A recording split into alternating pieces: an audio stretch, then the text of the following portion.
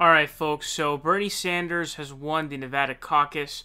Now we've known that since day one. I've done two separate breakdowns on these numbers. This will be the third and final breakdown of these numbers because as you can see on screen here, there is 100% reporting for the Nevada Caucus. Alright, so Bernie Sanders has emerged victorious with a whopping lead, coming out with 46.8% of the vote, compared to Joe Biden's 20.2% of the vote, and Pete Buttigieg at 14.3% of the vote.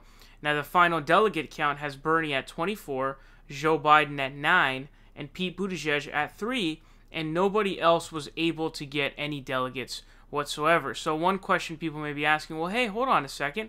Why did Pete Buttigieg get any delegates? He didn't reach the 15% viability margin. Well, the way that it works is in virtually all of the races, there are two types of delegates. There's statewide delegates, and then there are congressional district-based delegates. So it means if you hit viability in a congressional district, you're eligible for some delegates. And so that's why Pete Buttigieg was eligible. He reached viability in some of those congressional districts, and that's why he got 3 delegates, despite not reaching 15%.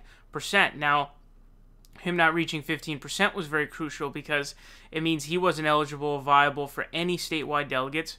And then also, it gives Bernie Sanders more delegates, obviously. So that's why he came out with such a massive lead. Not only is he at 46.8, he's only splitting it with 2 candidates. And if you have 2 candidates only viable and they don't add up to 100%, well, then you make it doubly proportional, and bam, Bernie Sanders comes out in a big lead. Now, in Nye County, a lot of these small counties went for Pete Buttigieg, all right? Douglas County, Pershing County, Nye County, Lincoln County. Nobody lives in any of these counties. That's why there's barely any CCDs here. Even some of these smaller ones, a lot of these smaller ones actually, more smaller ones went for him actually than they did for Pete Buttigieg. Elko County, White Pine, Eureka, Lander, Humboldt, like all these, Esmeralda, like all these counties that are tiny actually went for Bernie as well.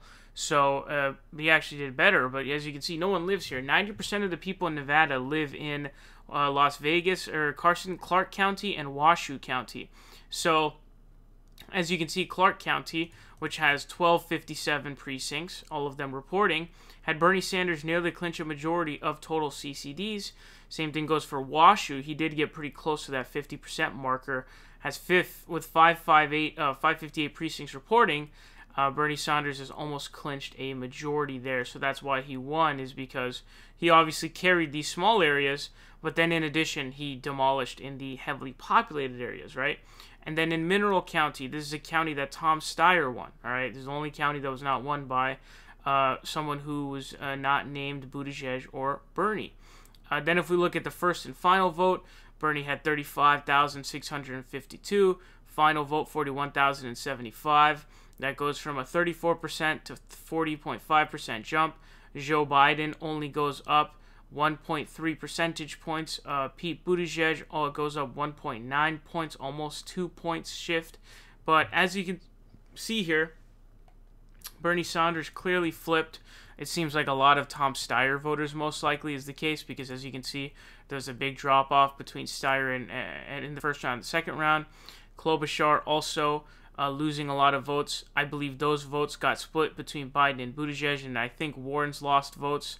It's probably divided amongst the people. But what we saw in Iowa was basically they all coalesced to Pete Buttigieg, and Bernie didn't really make any jump from round 1 to 2, and so we saw a very different story here. And so that second realignment actually really helped Bernie here and really catapulted him. And so he ended up getting nearly clinching a majority at 46.8% of total CCDs, where Biden only got 20.2, and then Buttigieg didn't even reach viability.